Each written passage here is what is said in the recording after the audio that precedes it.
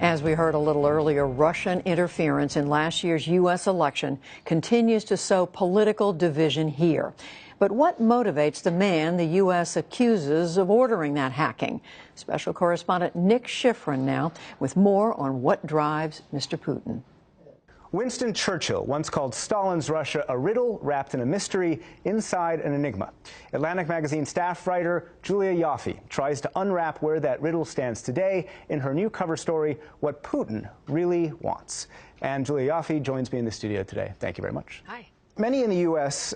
See Russia right now as very strategic, as organized, but you write that Russia's weaker and almost more emotional than we see it. Why is that? Because that's in some ways deeply cultural, and it's also the kind of leader Vladimir Putin is. He tends to leave as many options and doors open as he can, and then he'll make a decision at the last minute, often in a very emotional way.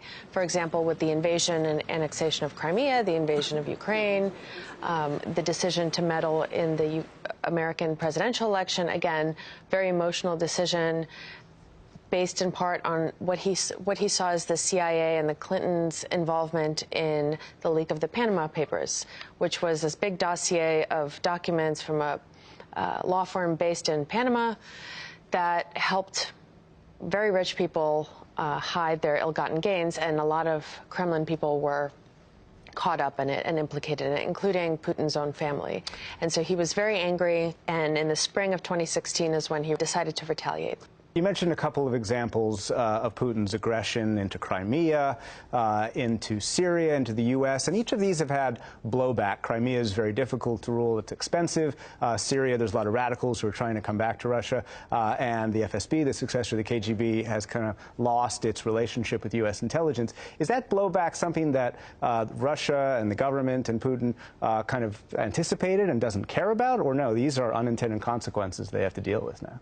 I think these are unintended consequences, and the problem with them is that it then makes Russia or Putin do more things to kind of fix the damage incurred with the first move. So, for example, the incursion into Syria, or the intervention in Syria, let's call it, was done in part because of the isolation in which Putin found himself after invading Ukraine.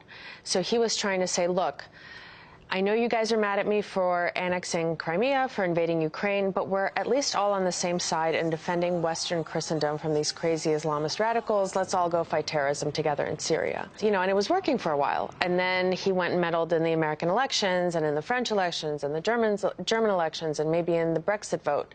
And he finds himself on the outs again. So let's skip ahead after next election, which most people believe he will win, to the exit strategy. He came to power in 1999, promising his predecessor promised that they weren't going to go after any of the family members or actually go after his predecessor personally. Mm-hmm. Does Putin have an exit strategy? Does he have that in mind for his successor?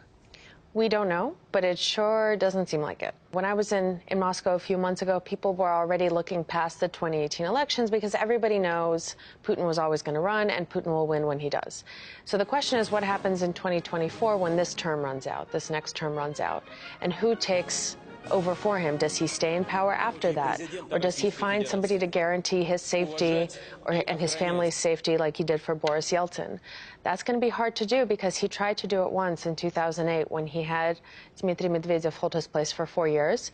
And in Putin's mind, he screwed it up royally. So he feels himself very hemmed in, that he doesn't have a lot of good options. And lastly, you write that many people here predict in 2018 and 2020 will be a repeat of what Russia tried to do in 2016, in part because they haven't experienced any consequence to what happened in 2016. Is there something that can be done to prevent Russia from doing this again?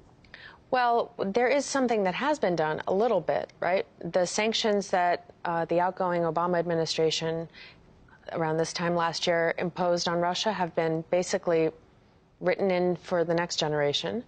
And Russia has lost a bunch of its spying compounds in the U.S. But there aren't really real consequences, no real sanctions that cripple the Russian economy in any way. Our cyber armies, counterintelligence armies, are not fighting back in any way. They haven't gotten any kind of signal from the top. And here, there has only been political resistance at the very top, but it doesn't seem like where it matters they're encountering any friction. Julia Ioffe, staff writer at The Atlantic, thank you very much. Thank you.